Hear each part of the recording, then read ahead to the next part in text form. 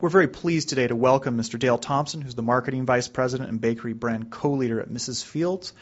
He'll be speaking on marketing fundamentals for foreign business. I'd like to begin with an opening prayer. We've asked Eric Crowther, who's an international relations major from Hermiston, Oregon, to offer our opening prayer.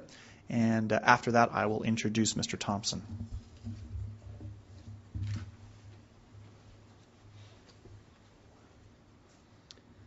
Our dear Heavenly Father, we thank Thee for this day that Thou hast given us, and we're thankful for the opportunity to be here and to listen to Mr. Thompson. We're thankful for this opportunity that we have to learn more and to learn from him. And please help us that we can find the questions that we need to ask, that we may be able to learn what we need to learn to do what Thou wouldst have us do with our lives. We ask that Thy Spirit may be with Mr. Thompson, that he may feel comfortable and feel at ease, and that he may be able to share what he knows with us. Please help us that we may be able to do Thy will in all things. And we ask this blessing in the name of Jesus Christ. Amen. I was speaking recently with Professor Christy Seawright, Professor of International Management at the Marriott School, and I was letting her know that there's a lot of interest here in the Kennedy Center and across campus in international business. I know of a couple of students who are actually engineering majors who participated in an engineering study abroad who were very, very keyed in to understanding Asia and the impact that can have for their future careers in manufacturing and in business. And I asked Professor Seawright, who is someone that you know that might be here in our midst that has a masterful knowledge of international business that could share with our students? And she suggested Mr. Thompson. Let me tell you a little bit about him, and then we'll turn the time over to him. Dale Thompson has worked in marketing for some of the most recognized and powerful brands in America. After graduating from BYU with an MBA in 1985, he joined General Mills as a marketing assistant on Yoplait business. He spent some time with Betty Crocker and Big G Cereals before leaving for Campbell's Soups. It's going to make us hungry after we read this introduction. Campbell's, he worked on the red and white condensed soup business with charge over such icons as chicken noodle and tomato soups. His next assignment at Campbell's was in the frozen food group working on Swanson's frozen dinners. While with Campbell's, Thompson and his family moved overseas to run a joint venture. After almost 4 years, he took a position with Citibank as part of a global team charged with positioning mutual funds to consumers. He returned to Foods to take the reins as president of Kellogg's Japan. In 2002, Thompson and his family returned to the U.S., where he began consulting with food companies in Japan and working with local startups. He became involved with the Tibera Development Group through a good friend from Japan and helped them with their early capital and strategic plans. A couple of friends from General Mills had been recruited to Mrs. Fields, and he met with them to renew friendship, and they began recruiting him. He joined Mrs. Fields a little over a year ago as Vice President of Marketing and co-leader of the bakery brands, which includes Mrs. Fields Cookies, Great American Cookies, Pretzel Maker, and Pretzel Time brands. Thompson now lives in Sandy with his wife and 2 daughters. He loves basketball, water and snow skiing, scuba diving, and his most recent obsession is golf, of which I'm sure he is not participating recently. Please join me in welcoming Mr. Dale Thompson.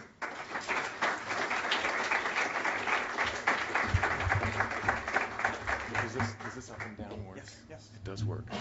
Oh, that's great.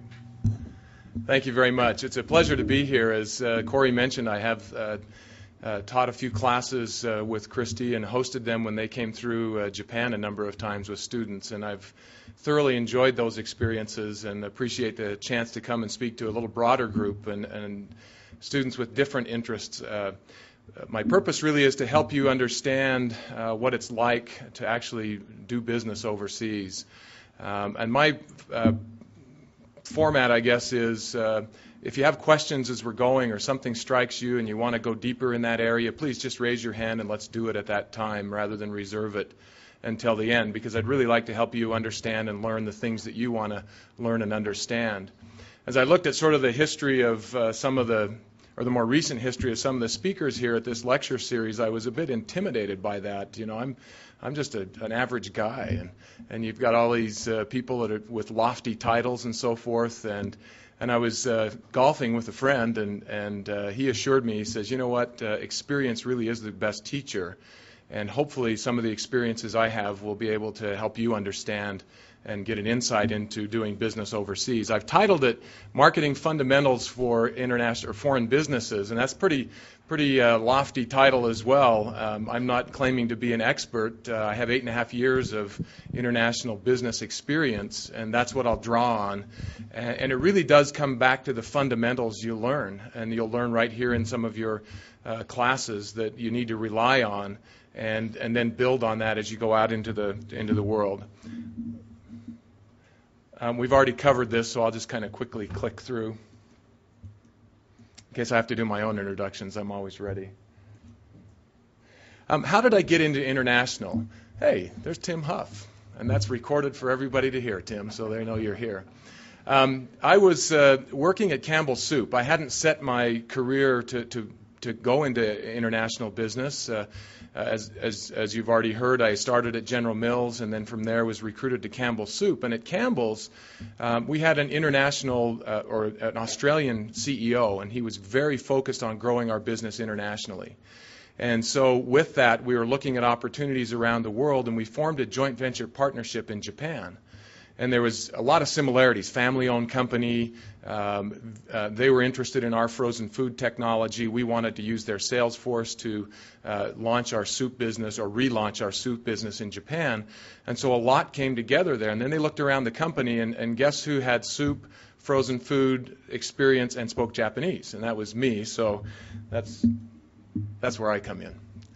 And that's how I got there. We flew over in February. It was the worst snowstorm in 35 years, not unlike today, except Tokyo shuts down with this much snow. And my wife and I rode on a train that stopped at every station from the Narita airport into downtown Tokyo. And it took us about 4 hours to get to our hotel. And it was packed with everyone because it was the only train running.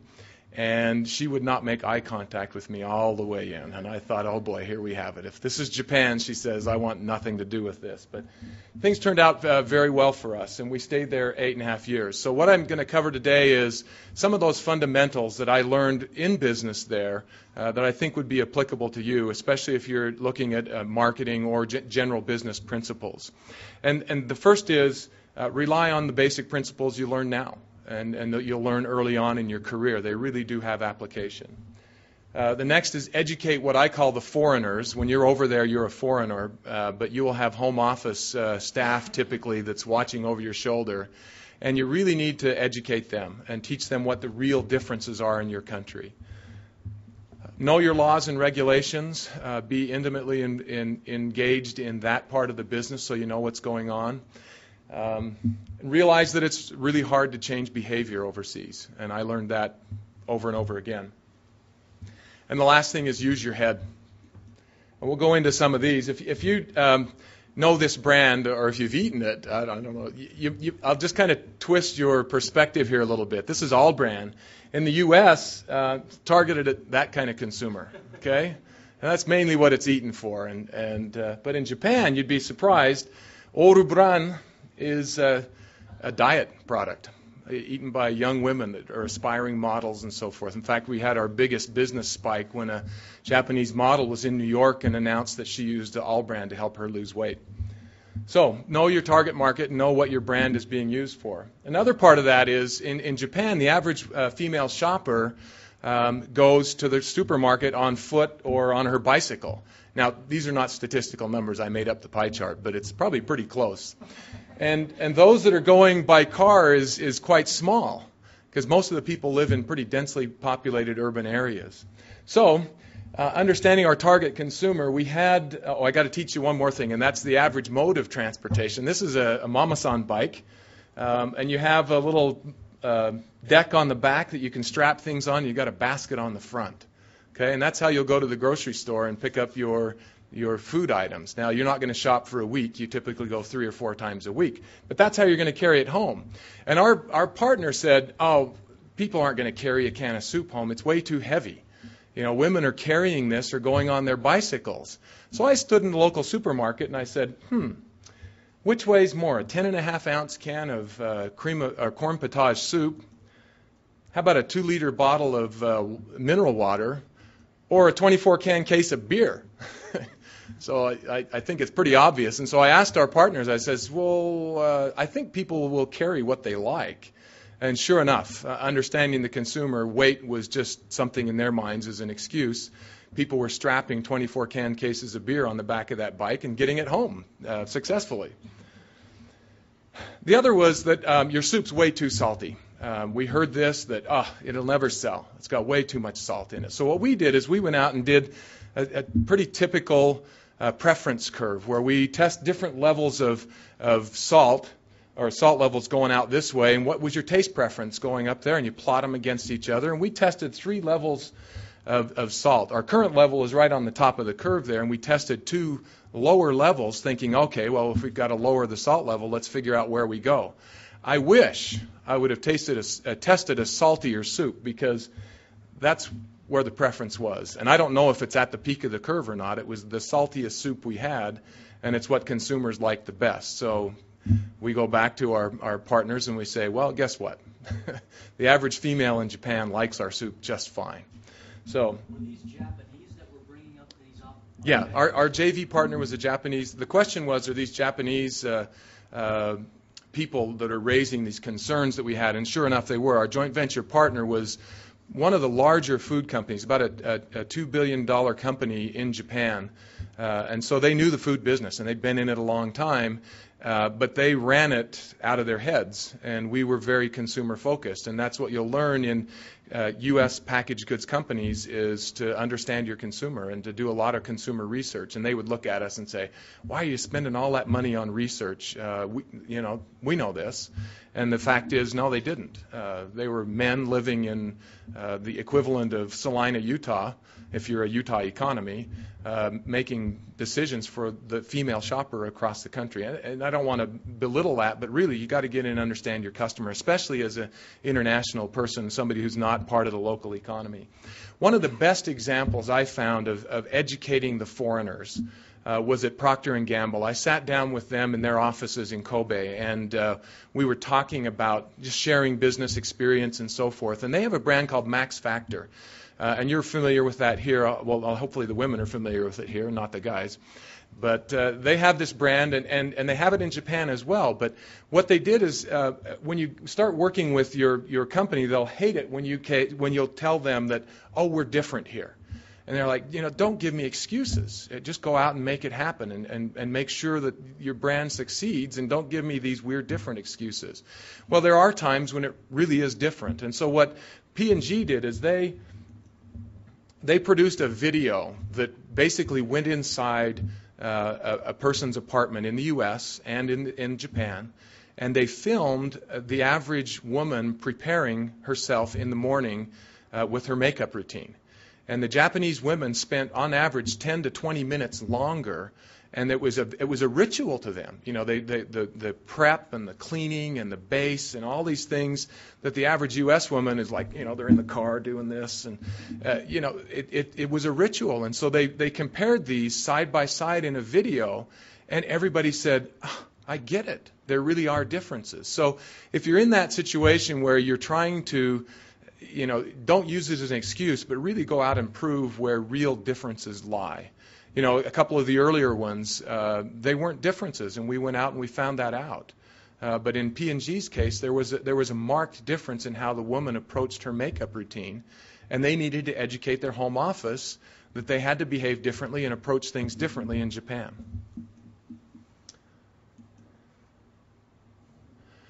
Here was some hard lessons. Visiting your supplying plants and understand some of the laws of your country.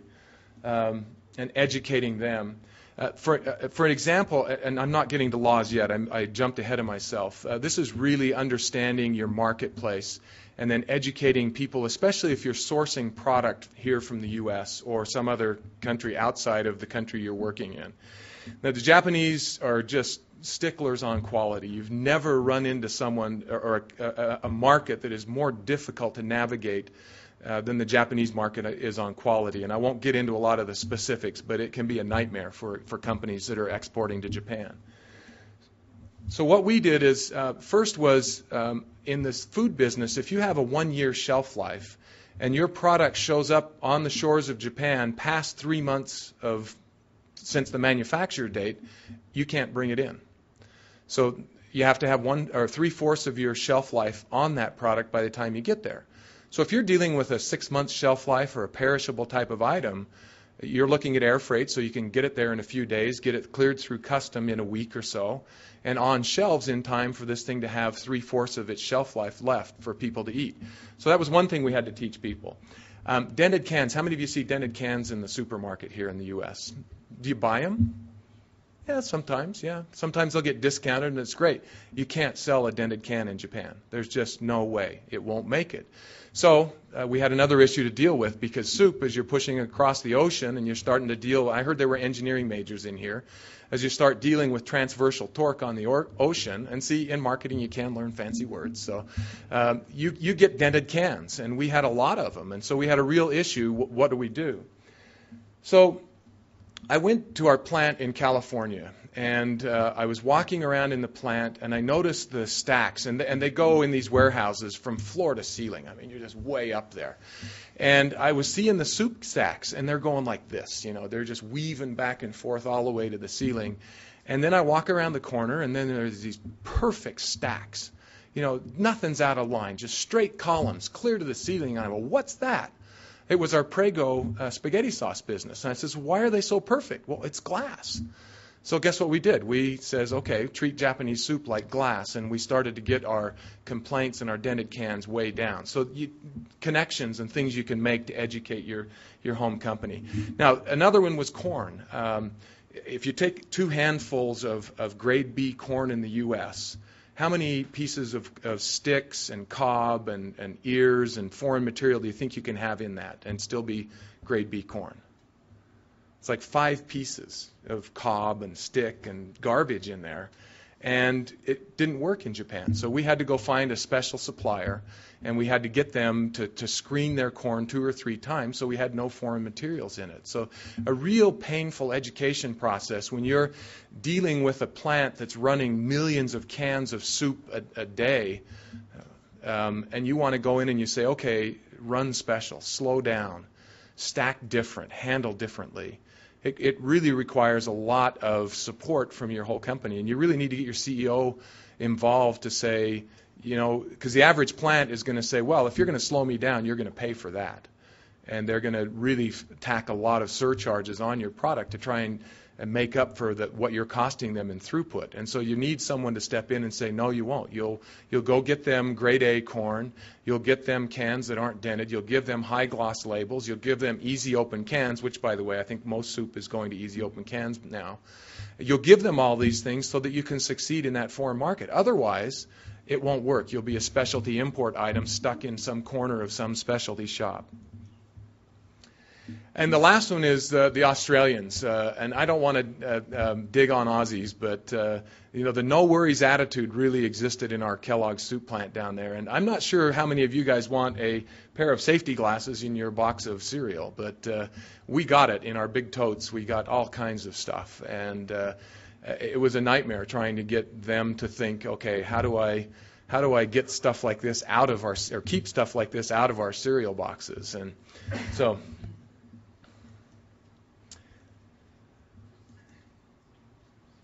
That's a bit out of line. Now, here's knowing that the business rules and sort of the laws of your country. You'd be really dogmatic about this. A lot of people think, oh, you're just protecting your turf and you're a little fiefdom or whatever it is, but it really is true. You've got to know what's coming into your country and what's going on there. Let me use an example of Malaysian oyster sauce. Campbell's bought a company in Malaysia called Kimball. Sounds distinctively close to Campbell, doesn't it? And that's why they named it that. They were pimping our name over there so that they could get some equity from us. But we ended up buying them, and they had an export business, and they were sending some product to local specialty shops in Japan. Well, a customer in one of the cities brings a bottle of oyster sauce in because they got sick the night before, and there were bubbles floating in that oyster sauce. So they took it to the local health authority. And in a few days, I was sitting in the Tokyo Metropolitan Government office trying to explain what was going on with our oyster sauce because it had botulism in it. And the Japanese in the 80s had a botulism scare where they had some people die, and in typical Japanese fashion, wham, 100% shift, nothing can have botulism in it. Well, we sat down there and we says, look, safe manufacturing principles and scientifically recognized around the world is that if you don't have an environment where botulism can grow, then you should be safe. And you control your acid and your water levels and your water activity and things like that, and you can have safe food products and have botulism spores in there. For example, and we says, okay, if you're going to say you're going to recall my product and put our name in the papers, and that was our biggest fear, then I will go out to your local supermarket and I'll bring in a jar of honey and I'll bring in a block of cheese and a head of lettuce. And you know that I'm going to find botulism spores in those products because it thrives there. And oysters, because they grow in the mud beds, are breeding grounds for botulism spores. But if it's in an environment, food-safe environment, it's not going to grow and it's not going to harm anyone. Just like you can eat honey on your toast this morning and you're probably feeling just fine like I am. So they knew we had them cornered, and we had consulted with all our science people, and thankfully we got out of that without our name making into the press. But know the laws of the land and know how to deal with them. The second was Nutri-Grain bars. We were looking to get beyond cereal and Kellogg's. So we imported a bunch of Nutri-Grain bars, and I think it was about 2,000 cases of them. And all my friends, when they found this out, were saying, well, I'll take them. Because lo and behold, a ingredient supplier of ours had I can't even remember the name of it, an ingredient that they didn't declare to Kellogg's, and when it was tested at the import stations, they found this illegal ingredient. And there we have 2,000 cases of Nutri-Grain bars sitting on the dock, and we can't even import it to give to our friends or to the military base or U.S. people. It'll say, hey, it's fine with me, because we didn't know what was in the product. So just because it's not on the label or it's not on the surface information you get, test it yourself before you try to import it, and understand what might be in there that would get you hung up and stop shipments. Because if we were a small company and that was our initial shipment and we were working on venture capital funds or something like that, it could have been death for us. So another great lesson learned. The next in understanding your consumer was in the banking industry and the Japanese consumer's sense of risk. Typically, and this graph sort of shows it, that if you've got more time, you can take on more risk for more return. And that's the classic model. If it's short term, you better have cash in your pocket. If it's longer term, then maybe you can go out and buy some risky investments. The Japanese were just the opposite. They're saying that, wow, in the short term, I've got a little extra money that I can afford to lose. Well, I'll put some risky investments or take on some risky investments. But, boy, that long-term savings, I better get it in the postal savings deposit because I don't want to lose it. So there we're dealing with a totally different mindset in the consumer psyche that we needed to understand and we needed to know how to deal with and how to work with that. How did you go about learning, discovering that mindset? The question is, how did we discover the mindset that I mentioned? And it's, again, fundamental marketing principles. We went out and we conducted focus groups. We did consumer surveys. We looked at where the money was, and we asked people, why is your money there? And so just fundamental market research that we talked about. The next is creating a point of difference and something that you can, if you're bringing an international product in, something that you can set yourself up to succeed with, and creating a touch point for that consumer, if you will. This is a breakdown of what the Japanese eat for breakfast, okay? And surprisingly, their number one consumed item is bread, sliced bread. It's about that thick, and it's white bread, but it's bread. Rice, miso soup, yogurt. So you're looking at, the bread on the right there, and then the traditional Japanese leftovers from the day before with some hot miso soup. And that's what the Japanese are eating for breakfast. So we're trying to launch cereal into Japan, and we're trying to change behavior. And it's extremely difficult. Canned condensed soup was hard. Cereal was hard as well. And so what we did is we created a reference point for the consumer based on what we saw they were doing. So again, just simple, you can do this. You can get an article and figure out what's going on in the country, what people are eating, and then you say, okay, how am I going to do Genmai flakes. And I need the person in the back, if they can hear me, to run this commercial, what we did with Genmai flakes.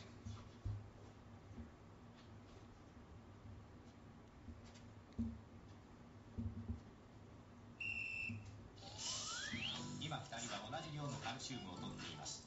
食パン7枚分のカルシウムがケロッグ玄米フレークならたった1食分で。簡単賢い玄米フレークはケロッグです。 Now here's another spot too, the same. 今2人は同じ量の食物繊維を摂っています。食パン8枚分の食物繊維がケロッグオールブランならたった1食分で。簡単賢いオールブランはケロッグだけ。 Okay, I know one person in here speaks Japanese, but the rest of you don't, but I think you get it, right? What we did is we said, okay, the number one item eaten for breakfast in Japan is bread. So, and I'm no dummy, I worked at General Mills on Total Cereal, and you've seen their commercials.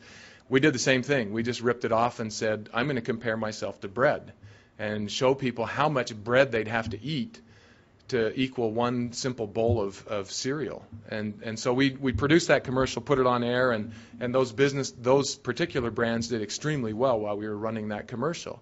But there it was. We created a point of reference. And I'm going to toss a little religious reference in here too. If you go to your book of Alma and you see as Ammon's in there with King Lamoni, and what does he do? He starts teaching him by referencing that great spirit and equating that to God, and then using that as a reference point to teach someone. And so it's very similar here. Create a reference point where your local consumer can grab onto that and understand that.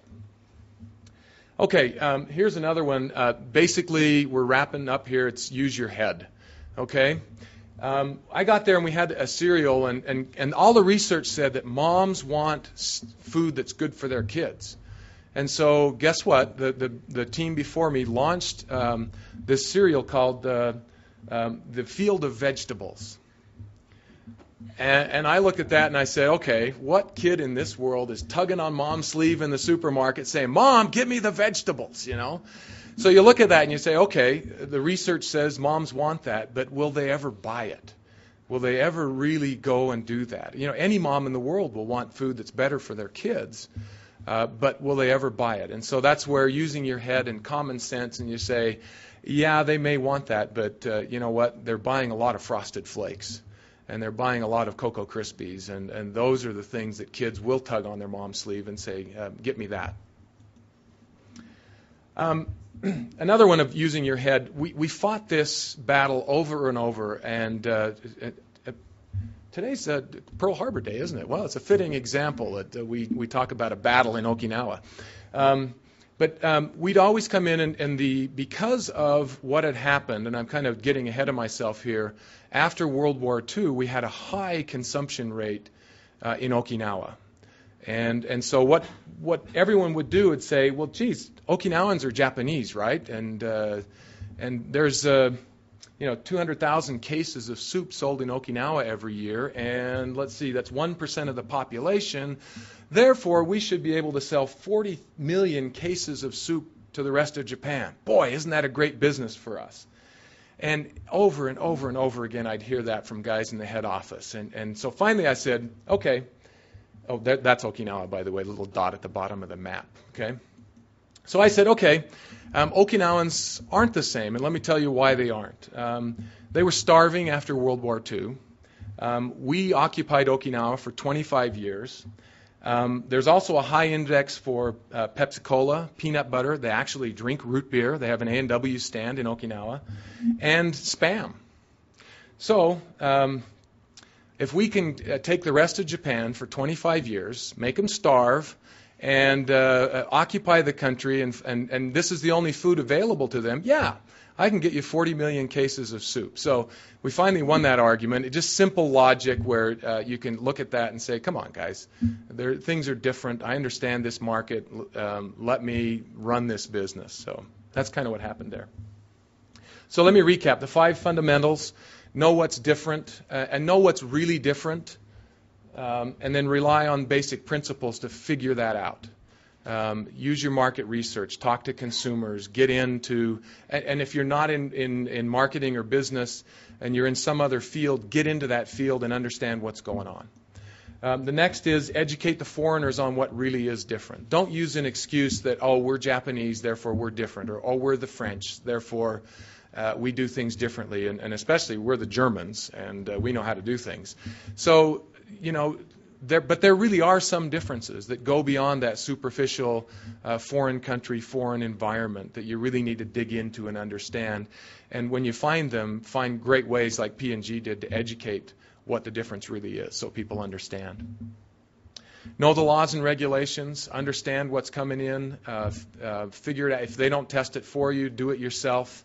Understand who's doing business in your country, who's associated with your company. Get a hold of all of that. Not out of, like I said, not out of protectionist, but out of really survival.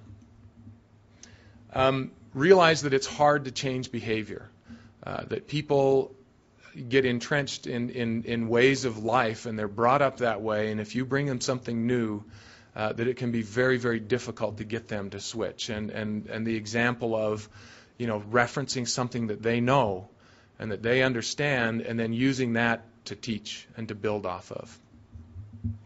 And then use your head. Use good common sense to understand as you come in. You're bright people. You're well educated. And if you've been in your career for a while, you understand your business and you know what you're doing. And so use your head and follow that common sense. Don't solely do that. You better do your work, as I pointed out up front, and understand what's going on, but also use good common sense. So we've got about 10 minutes before I know the official class ends. And I've got now a set of slides that can walk you through what living overseas for me and my family was like, and I'll launch into that. But for those of you that might need to jump out at this point for another class, if you had any questions on the material so far, I'd like to open it up to that, since only one person interrupted me through, as I encouraged you to do, through the presentation. Yeah. What did Procter & Gamble do differently when they saw the differences in the female routine? Okay. Yeah, this is being recorded, so if you don't have the mic, I'll repeat what you asked me.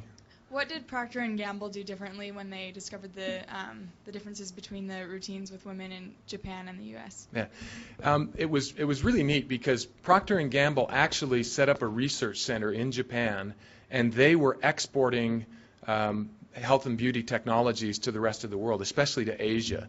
Because of this type of thing that happened, they understood that, look, the Japanese woman is going to spend longer, therefore there are more products that I should be selling, and maybe I need to formulate them a little bit different.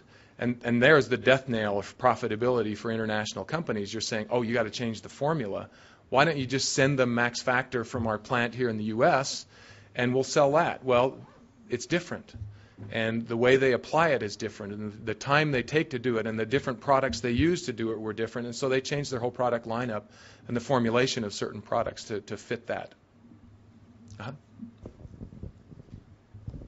What did the organization look like as far as managers, as far as research department? Was it mostly employees from the home office, or what kind of native employees do you have in marketing? Because it's so culturally related. How did you handle that issue? And I don't know if you're asking about a specific company or just each of the ones I worked with. It varied. The Campbell's experience, I was the only foreigner in the office, and I had the rest Japanese staff, and there were only 6 of us. So it was very small, very startup-like, if you will. And so, but everybody else was Japanese. And we hired bilingual people in marketing because they had to go do presentations or work with international staff as they came through the countries. But my finance person spoke very little English, and therefore we communicated in Japanese mainly. At Kellogg's, at one point I had probably 3 expatriates on staff. One was he was on an expatriate package there, but he actually grew up in Japan, was educated in the U.S., and came back. And the other was an Australian and a U.S. guy that we'd hired there. But the rest of the 40 or so people in the head office were Japanese nationals. So it's a mix. We brought, it's very expensive, and as we move on here, you'll see the cost of keeping an expatriate in a place like Japan or Hong Kong or Paris or some of these very expensive cities. If you think that you're making, with benefits and everything involved, maybe a couple $100,000, it's 3 times that to live in some of these cities with tax packages and education and housing and things that go with that. So, a mid-level manager at, half to $750,000 to the company to put in an international assignment. So you need to say, do I need a foreign person to do this? Or can I hire a local to do it? And you'll see swings back and forth where expats come in and run the business, and then they say, oh, it costs us too much, and boom, they go the other way and get rid of them all. And it goes back and forth through time. Yeah, there was a hand in the back. Have you found real differences between what people tell you that they like versus on a real taste test? Always. Yeah. Here in the U.S., for example, people will say, I'm limiting the salt in my diet. It's bad for me. Salty snacks has continued to increase. In the cookie business, I'm on a diet. I'm doing low carb. Our cookie sales are up. In Japan, the similar things. I don't have a specific case of where behavior didn't match, but those are some classic examples from the U.S., and they exist in Japan. Yeah. And that's a hard one to get at, where you really need a combination of, you talk to people, but that's directional, and we call that qualitative research, where you do a focus group or you sit and listen to consumers. And that's great to kind of guide you, and you bounce things off them and say, okay, am I thinking the right way? But if you've got the money, go back out and do a quantitative survey or buy data that's really happening, things that are really happening in the marketplace, because you can see the real trends. And they may say that, yeah, I'm a healthy eating nation like Japan, and I'm limiting the amount of fat, and I eat a good low-fat diet, but McDonald's burgers are on the rise all around you, and child obesity is starting to become a concern over there as well. So, okay, any others? Great. If you need to leave at 10 of, you're a couple of minutes early. Otherwise, I'm going to launch into the next few slides, and we'll probably go maybe another 10 minutes if you'd like to stay. Some of the benefits of working and living overseas. For me, it was the breadth of responsibility. I got into marketing out of business school because I really liked how marketing acts like a general manager in a packaged goods environment. The old hub of the wheel analogy is really true, because you interface with finance and manufacturing and sales and all these different people to lead your brand.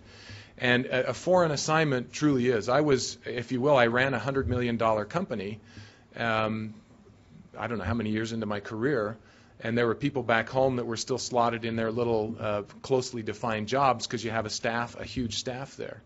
And you're on the front line making decisions, and in markets where there isn't a lot of consumer data, and you really have to rely on your judgment and your business skills to make great decisions. So it's a wonderful leadership opportunity. You get more exposure to senior management. I had great one-on-one time with CEOs of Campbell's and Kellogg's, because we would ride from the airport somewhere, we'd go visit someone, and the two of us would end up in the car, or we'd have time after a meeting and taking them back to their hotel, and they'd say, hey, let's sit down and talk about this. And great exposure. I knew both of those CEOs quite well because of the time that we had together. And at the level I was at in the company, if they'd have known my name back in the head office, it would have been a good thing, but probably unlikely. I learned multiple country issues. I was stationed in Japan the whole time with the companies I was with, but participated in Asian leadership teams. So we had regular meetings all over Asia, Kuala Lumpur. We had one of our best ones was in Bali, Ho Chi Minh City in Vietnam, Singapore, Shanghai, and we would sit down and we would go over in Australia as well when it was part of our Asian team. And you'd go over business issues in all these countries, and it was great exposure to see what was happening around other parts of the area as well. I saw a lot of the world, great benefit, not only company travel, but as a family. we had some awesome vacations. You get, typically with a foreign expatriate assignment, you get a home leave, and they will pay your airfare. And round-the-world tickets were cheaper than round-trip tickets, and so, it was great. You could stop in Europe and on your way home for the summer, or we'd stop in Hawaii. Friends would make some great vacations. We saw a lot of Asia, China, Thailand, Fiji, great scuba diving, and Palau, by the way. So just great opportunities to experience the world. I had a good friend that was an expat in Paris, and his children were studying Greek mythology in their class. So guess what they did for their field trip? They went down to Greece. So some pretty cool stuff, great experiences. As a chance for me to return to my mission grounds. I served in Tokyo when I was younger, and you go back, but the two big benefits are you can leave your mission boundary and you have money. So it's really fun. For me, I love the Japanese people and the Japanese culture, and especially the Japanese food.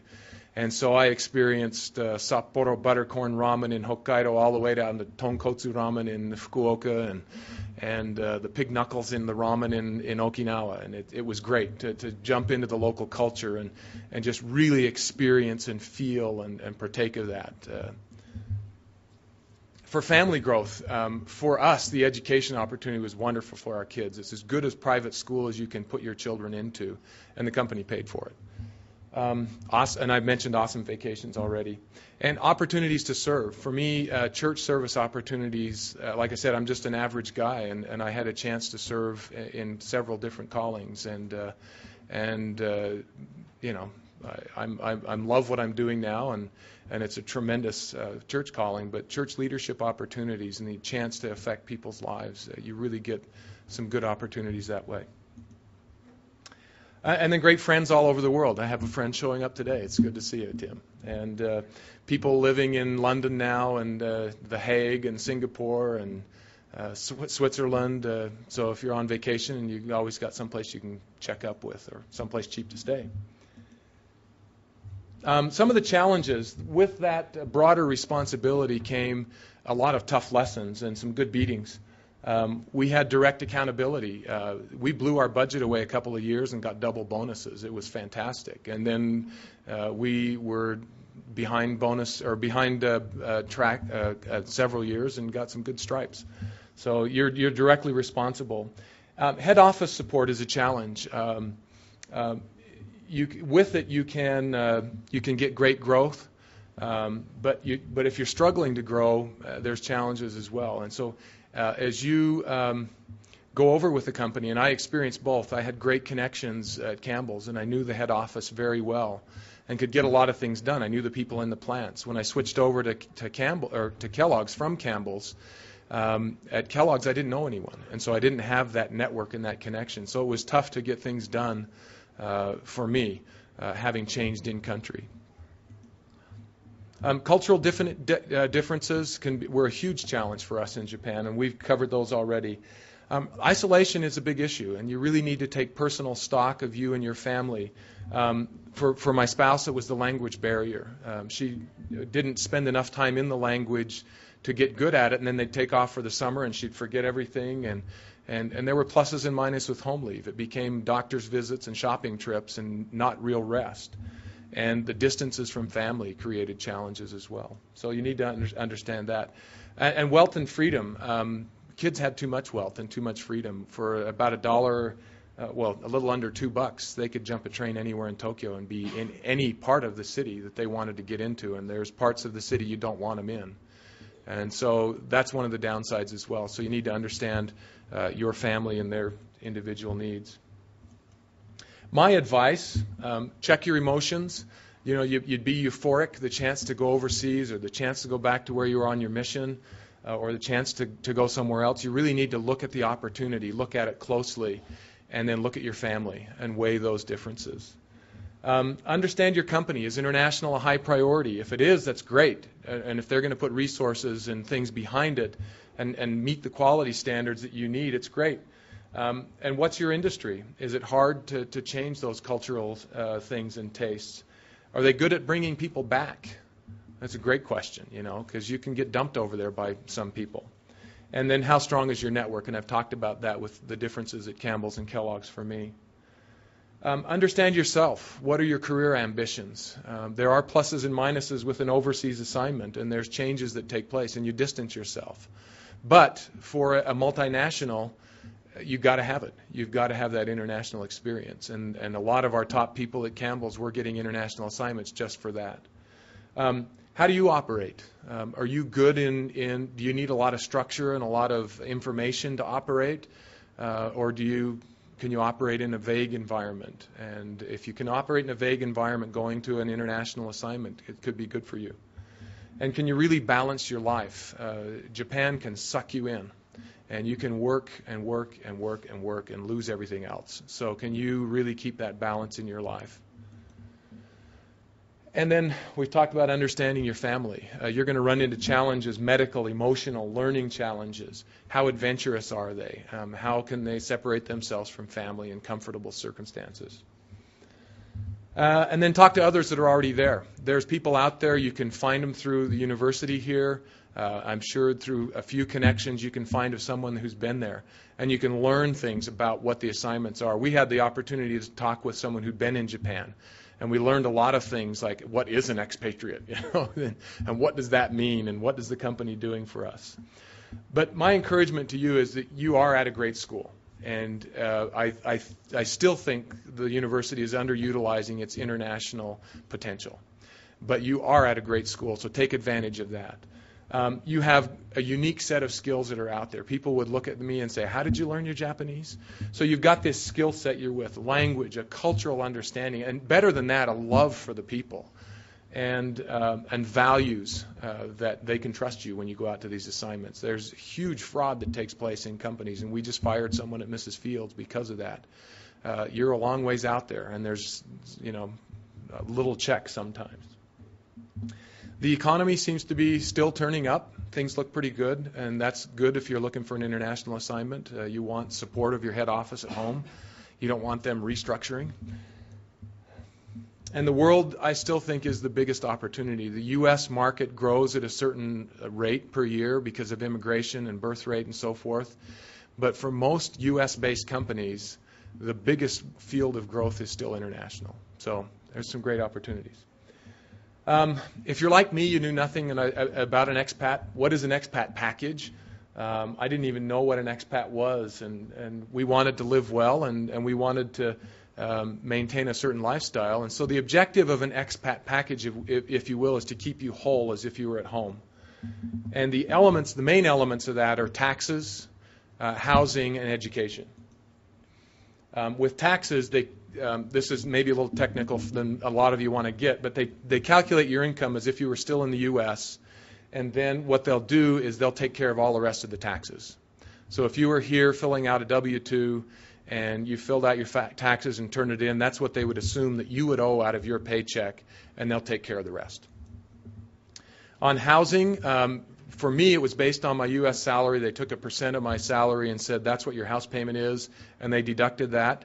And then they paid for the rest of my housing. So Tim aside, how many of you would take a guess at a 4-bedroom house in Tokyo? What's the monthly rent? And I'll give you a range of plus or minus $5,000. How's that for? I've got a 5,000 bid. What do you think? Is it a house or an apartment? House. Okay, well, it's like 20,000. Okay. Those are some good guesses. I got a 5,000 and a 20,000. Ours was 15,000 a month. Okay, so that's a big pile. Schooling, there's usually international schools available, but there's good local schools depending on where you're at. We did not come out. Tim had a bilingual situation where his wife is Japanese, and so they had more flexibility than we felt we had.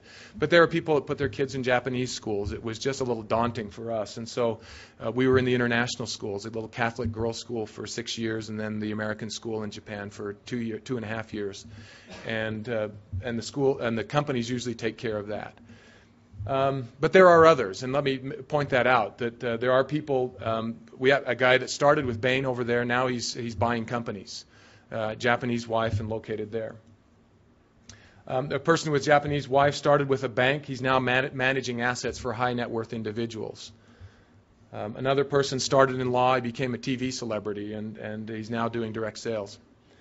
Another person started in law, became a TV celebrity, and now investing and consulting from Bountiful, Utah.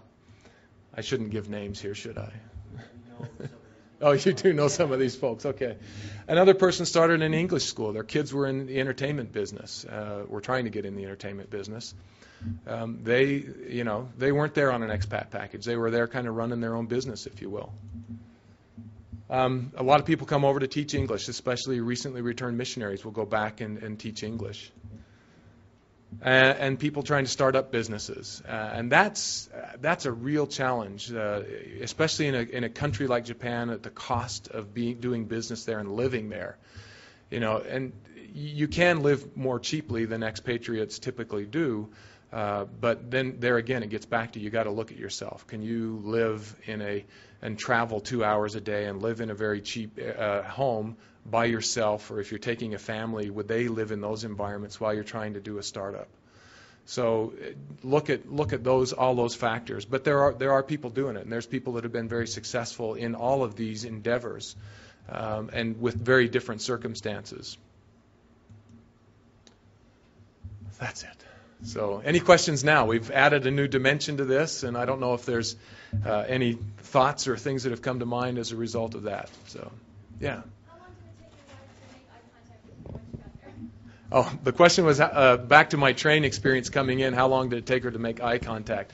Well, she was back there talking to a French and a German guy, and it probably took her, I didn't see her, well, we had our eyes closed through the night, but she was pretty upset. The good side of the story, though, we were in a high-rise hotel, and the next morning the sun came out. It was a beautiful, clear day, and if Tokyo can be a pretty smoggy city, but in the wintertime when the winds are right and the atmosphere is right, it is beautiful. The mountain range that rings the Kanto Plain is just spectacular. And Mount Fuji was just right outside our window, and we got in a taxi and went to church that morning, and there were very few people there because of the weather, but so we got to talk to some people closely, and the bishop took us around and showed us different places, and it was a lot better from that. And then we started house hunting, and then I promptly took off to Hokkaido for a business meeting and left her alone. So,